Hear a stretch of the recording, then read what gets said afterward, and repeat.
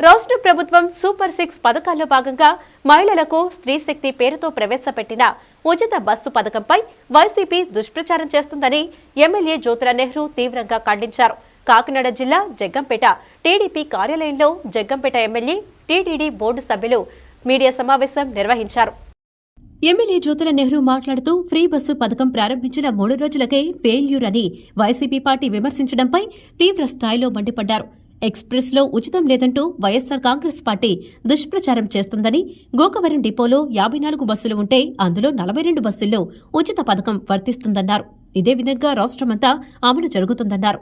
కొత్తగా ఏదైనా పథకాన్ని ప్రవేశపెట్టినప్పుడు మార్పులు చేర్పులు చేసుకునే అవకాశం ఉంటుందని ప్రతిపక్ష పార్టీ గ్రహించాలని సూచించారు.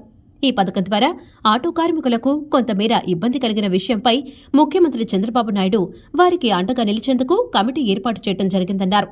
జగ్గంపేట నియోజకవర్గంలో ఆటో కార్మికులను ఆదుకునేందుకు జ్యోతిరావు నెహ్రూ ఫౌండేషన్ ద్వారా 2000 మందికి 25 కేజీల చొప్పున బియ్యం అందించి తాత్కాలికంగా ఆదుకోవడం జరుగుతుందని తెలిపారు. చాలా నిర్భయంగా రాశారు.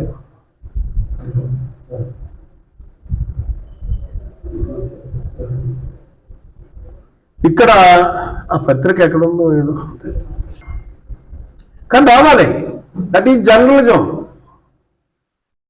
ఎందుకంటే మనకు కావాల్సినటువంటి అవసరాలను ఏలెత్తి చూపెట్టగలిగినప్పుడే, మనం చేయలేనటువంటి పనిని చూపెట్టగలిగినప్పుడే దాని మీద మనం మరింత శ్రద్ధ తీసుకుని ముందుకెళ్ళేటటువంటి పరిస్థితి ఉంటుంది. ఆంధ్రజ్యోతిలోనే చూశాను, ఏదైతే పుష్కర ఎత్తిపోతల పథకం గురించి, ఆ నీరు వ్యవహారం గురించి రాసినటువంటి పరిస్థితి. అలాగే రోడ్ల గురించి అక్కడక్కడ ఇప్పుడు మన రామవరం రోడ్డు గురించి చూపెట్టారు. అదే రకంగా ముంపు గురవుతున్నటువంటి దీని మీద చూపెట్టారు. ఇవన్నీ చేయాల్సినటువంటి అవసరం ఉంది, చూపెట్టాల్సినటువంటి బాధ్యత ఉంది. ప్రధానంగా జ్యోతిరావు నెహ్రూ గారు రిబ్బన్ కట్ చేసేయడం చెప్పడం గొప్పతనం కాదు.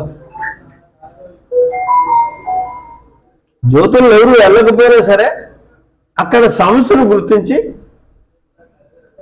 పత్రికలు కానీ మీడియా కానీ చెప్పగలగాలి మాకు. అది మన మిత్ర పేపర్ని కూడా తిరిగేసి చూశాను.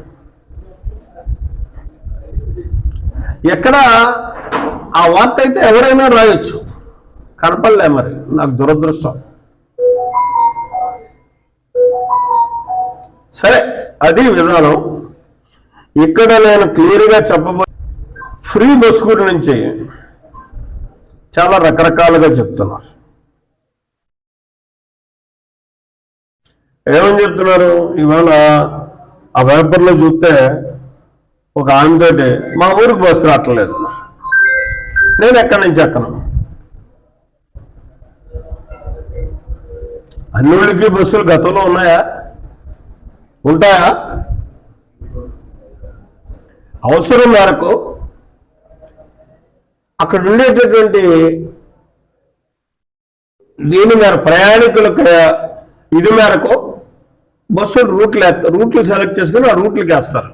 ఆ రూట్లకి వెళ్ళి మనం ఎక్కాల్సినటువంటి అవసరం ఉంటుంది. 1 కిలోమీటర్, 2 కిలోమీటర్లు, 5 కిలోమీటర్లు వెళ్తేనే బస్సు దొరుకుతుంది నీకు. ఇటువంటి అన్ని చూసి పేపర్లో వేసి ఇది ఫెయిల్యూర్. అసలు పిచ్చినా కొడక